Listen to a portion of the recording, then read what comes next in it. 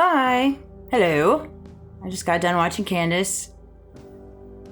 Oh my gosh. She is just uncovering so much. I relate so much to her when it comes to her separation with her previous company. Although they fired her, I resigned from mine. But dang it, since I resigned, man, my every day has been a walk through HELL. And I know it's because of them. 100%. 100%. Among other things. But it's crazy too, because we're going on well over 2 years, and it's just like, enough's enough.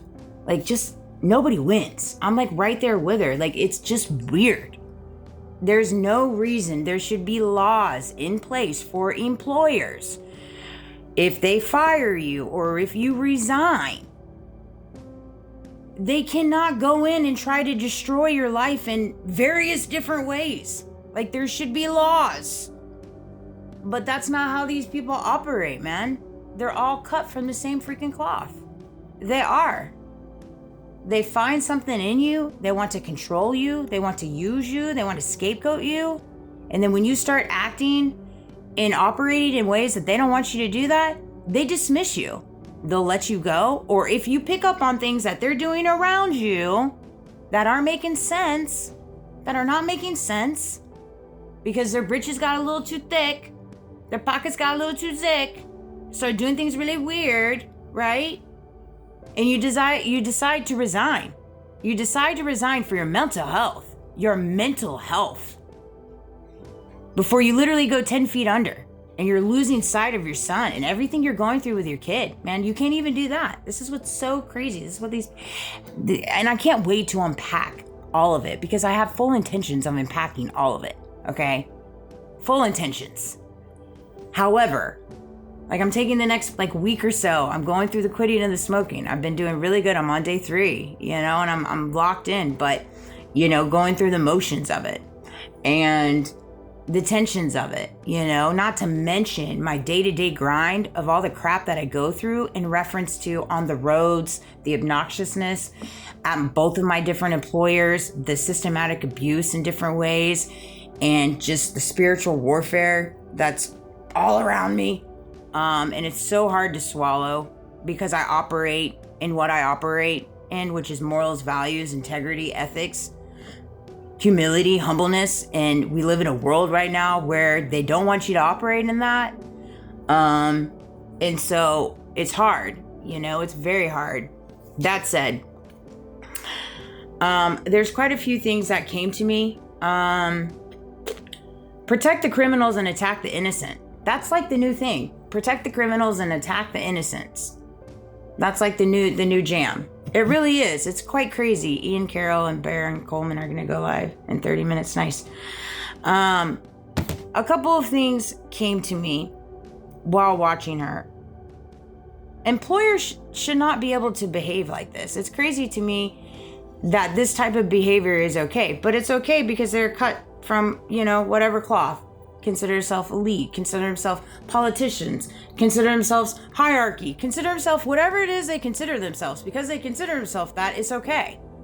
It's okay. It's okay that they mistreat the innocent and protect the criminals. That's what's okay. We have established that. Handlers handling. All that she unpacked in reference to Charlie Kirk's wife and his mother and all the Boyers and all that, man, this is how they were placed in Charlie's life. Charlie's been handled. He was handled by the handlers. I know what that feels like. It's so crazy too, because I started that company in 2015. I think the timeline started like that with Charlie too. Wow, that's crazy if that's the case. Huh, don't quote me on that, but dang, that's crazy. Really, really. Person involved doing the wrong thing is committed to doing that. That's the thing, is that was a hard truth for me to face. When people are committed to doing the wrong thing, or when they're involved with doing the wrong thing, they're committed to doing that. Otherwise, they wouldn't be doing the wrong thing. They just wouldn't. I mean, that's just the truth, right? When people commit to the truth, they stand in their truth. When people commit to standing in justice, They commit to standing for justice and standing against things that are injustice. These are things, right? And so it's very hard to see on the day-to-day basis when I'm surrounded by people that are committed to not standing in truth, not standing with me against the injustice that they know that I face on the day-to-day basis, right?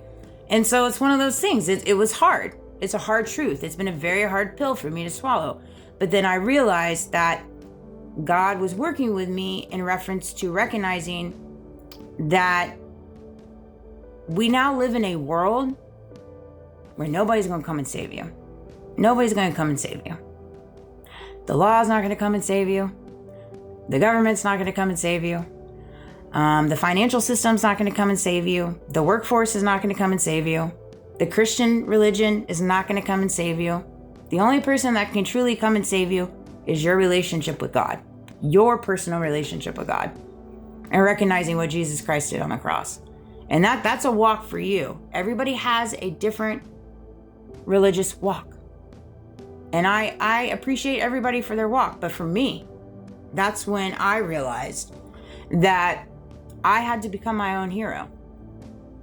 I had to become my own hero. Nobody was going to come and save me. That was really hard.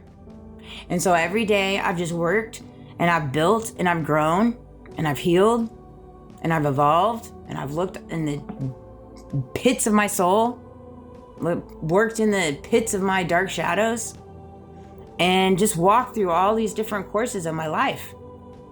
In the last 41 years I've been on this earth. Oh my gosh, we found out today my son finally graduated high school. Super, super big accomplishment there. Huge. He is officially graduated. And if you go back in our timeline, my son was expelled at 3rd grade. And it's been a whirlwind of issues with the school system, with the school board, with teachers, with dealing with IEPs, with dealing with sports, dealing with disgruntled coaches, dealing with it all. Parents, all of them, and it's been very difficult. And I'm so proud of my son. I am so proud of him because he has not allowed that to get him down. He's still very happy, considering what he's faced in the school system. And I'm sure his story is relatable to a lot of other kids in the school system now, or relatable to a lot of kids that are out of the school system.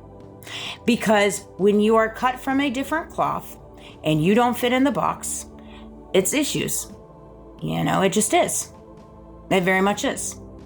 And it's hard for parents. It's hard for single parents too, to advocate for your kids and stay on their butts and send the emails and be that bear parent. And it's difficult when your mom and dad, you're the only income, you're doing what you have to do. It's very hard.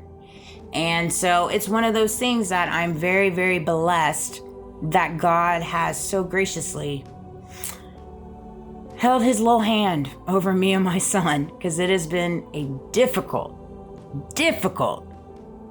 last 15 years, to say the least. To say the least, Let's see here. He was in 3rd grade when he was expelled. So 5. So he's probably about 7, 8. Yeah. So it's been a hard road, but I'm very, very proud of him. Sentence no truth. That's the thing. Sentence to truth. Nobody stands on truth anymore. It's so bizarre. Everybody, it gets so frustrating. When nothing makes sense in someone's story, generally leads to lies. That's the thing. I'm going to end on this.